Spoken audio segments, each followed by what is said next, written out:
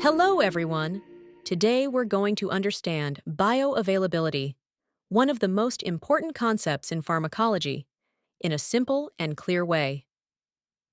So, what is bioavailability? According to the World Health Organization, bioavailability refers to the rate and extent to which the active ingredient, or active moiety, is absorbed from a pharmaceutical dosage form and becomes available at the site of action.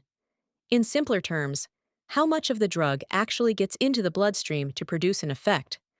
For example, when a drug is given intravenously, directly into the vein, its bioavailability is 100% because it enters the bloodstream immediately.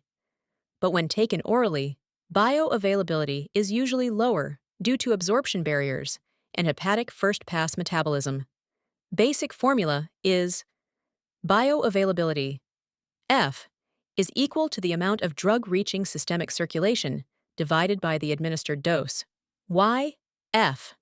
Because it represents the fraction of an administered drug dose that reaches the systemic circulation in an unchanged active form, where F is greater than 0 and less than -1. Now let's move on to area under the curve, AUC. So, what is AUC? In pharmacokinetic studies, AUC is the area under the plasma concentration time curve. It represents total drug exposure in the body. Higher AUC indicates a greater extent of absorption, meaning higher bioavailability. Key relationship is F is directly proportional to AUC. How to interpret a plasma concentration time curve? When you look at this type of graph, there are three important parameters you should identify. First is AUC, area under the curve. The total shaded area under the curve represents the amount of drug that reached the bloodstream. Larger AUC indicates more drug absorbed, meaning higher bioavailability. Smaller AUC indicates less drug absorbed, meaning lower bioavailability. Second is Cmax, the maximum concentration. This is the highest point on the curve. It represents the peak drug level in the blood. Also, indicates the rate and intensity of absorption. Hence, Cmax indicates how rapidly the drug enters the bloodstream. Higher Cmax usually indicates faster absorption. Finally, Tmax is the time to reach Cmax, that is, the speed of absorption. This is the time at which the peak occurs. It shows how fast the drug is absorbed.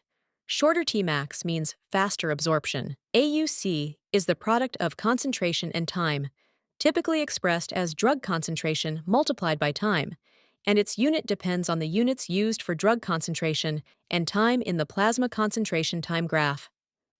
For example, if concentration is measured in milligrams per liter and time is measured in hours, then AUC will be milligrams times hours per liter.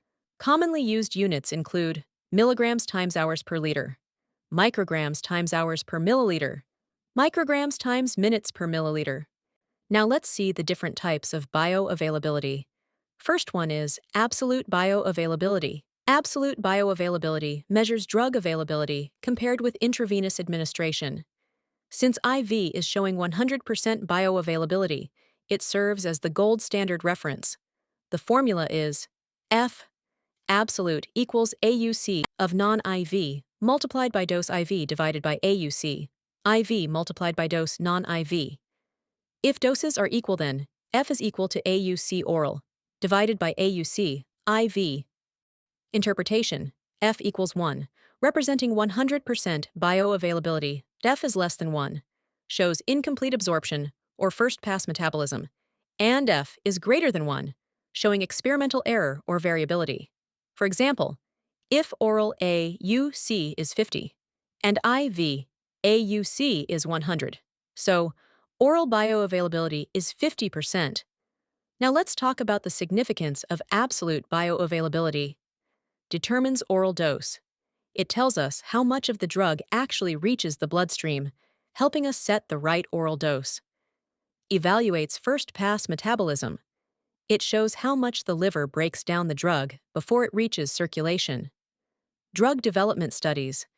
During research, it helps scientists compare different formulations for effectiveness. Regulatory approval. Authorities require bioavailability data to ensure safety and efficacy before a drug hits the market. Next, let's talk about relative bioavailability. Relative bioavailability compares two non-IV formulations of the same drug without using IV as a reference.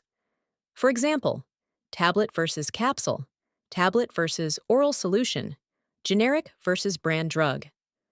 The formula is simply the relative absorption equals AUC of test formulation divided by AUC of reference formulation multiplied by dose of reference formulation divided by dose of test formulation. If doses are equal, then F equals AUC of test formulation divided by AUC of reference formulation. Now let's look at the purposes. Generic drug approval ensures the generic performs similarly to the branded drug. Formulation comparison helps choose the best formulation for optimal absorption. Bioequivalence studies confirms two products deliver the same therapeutic effect. Pharmaceutical development guides improvements in drug design and delivery. Please note, unlike absolute bioavailability, it doesn't require an IV comparison, only a comparison with an existing reference. For example, tablet AUC is equal to 80, and capsule AUC is equal to 100. Then, the tablet has 80% bioavailability compared to the capsule. Next is oral bioavailability. Oral bioavailability specifically refers to drug absorption after oral administration. It depends on three main factors: fraction absorbed from intestine, fraction escaping gut metabolism, and fraction escaping liver metabolism. Let's look at what affects how much of an oral drug actually reaches the bloodstream. First, GI absorption. The drug has to cross the gastrointestinal membrane. Things like pH, surface area, and how fast the stomach empties all matter. Next, drug dissolution. A solid drug has to dissolve in GI fluids before it can be absorbed. Poorly soluble drugs dissolve slowly, so less reaches the blood. Then comes first-pass metabolism. After absorption, the liver can break down a big part of the drug before it enters circulation. Also, intestinal metabolism. Enzymes in the intestinal wall can degrade drugs even before they reach the blood. Finally, drug transporters. Some help the drug move into the bloodstream, while others, like P-glycoprotein, pump it back into the gut, reducing absorption. All these factors together determine the drug's oral bioavailability. Simplified formula is F is equal to AUC oral divided by AUC IV. This simplified formula assumes the oral and IV doses are identical. If the oral dose and dose are different, the equation must be corrected for dose. Then, bioavailability, F equals AUC oral divided by AUC IV multiplied by IV dose divided by oral dose. Bioavailability is typically expressed as a fraction, 0 to 1, or a percentage, 0 to 100%. Now, let's take a look at the factors determining oral bioavailability. Oral bioavailability depends on three main components. That is, F is equal to FA times FG times FH, where FA is fraction absorbed from the intestine, FG is fraction escaping gut metabolism, and FH is fraction escaping hepatic first-pass metabolism. Moving to rate versus extent of bioavailability, bioavailability includes two components: extent of absorption and rate of absorption. The extent of absorption is measured by AUC. The rate of absorption is measured by Cmax and Tmax, where Cmax is the peak concentration and Tmax is the time to reach that peak.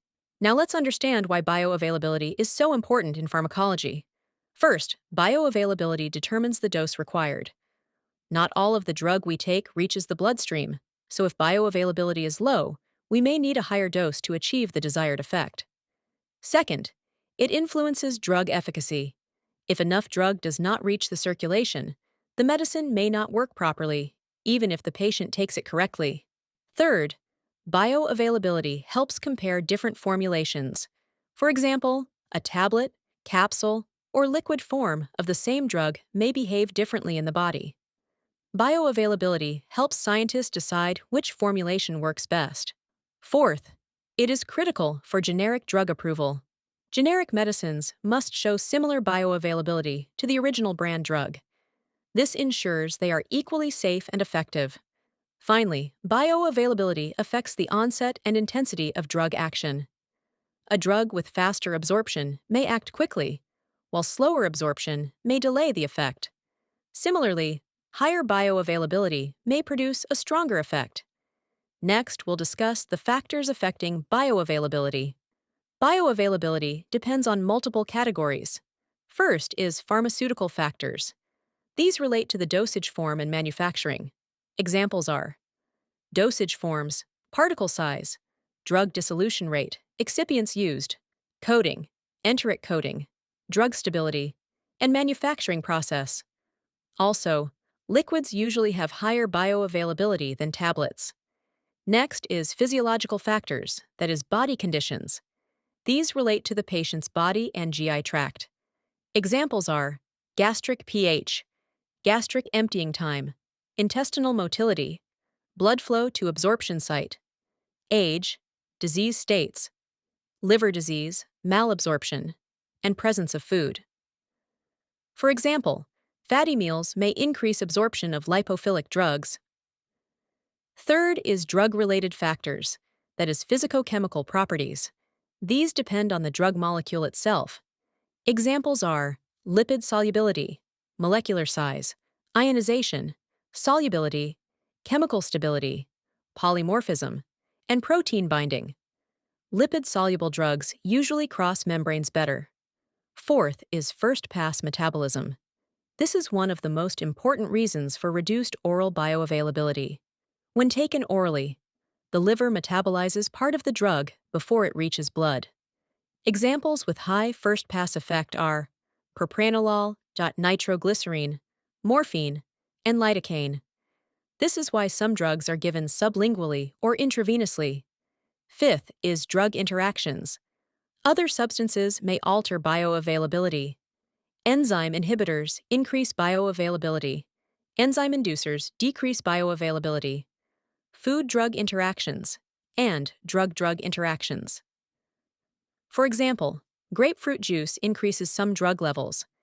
Next is route of administration. Different routes produce different bioavailability. Examples are IV, 100%, intramuscular, high, subcutaneous, moderate to high, oral, variable, topical, usually low, and inhalation, rapid and high. Now, let's take a look at the clinical significances.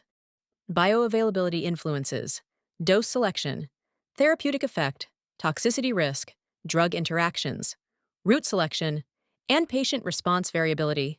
So in simple terms, bioavailability tells us how much and how fast a drug reaches the bloodstream. It explains why IV drugs are 100%, why oral drugs vary, and how factors like first-pass metabolism affect drug action. Understanding AUC, Cmax, and Tmax helps us interpret drug absorption clearly.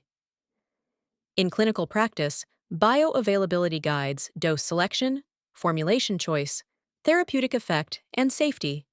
And that's why bioavailability is one of the most essential concepts in pharmacology. Okay, friends, thanks for watching.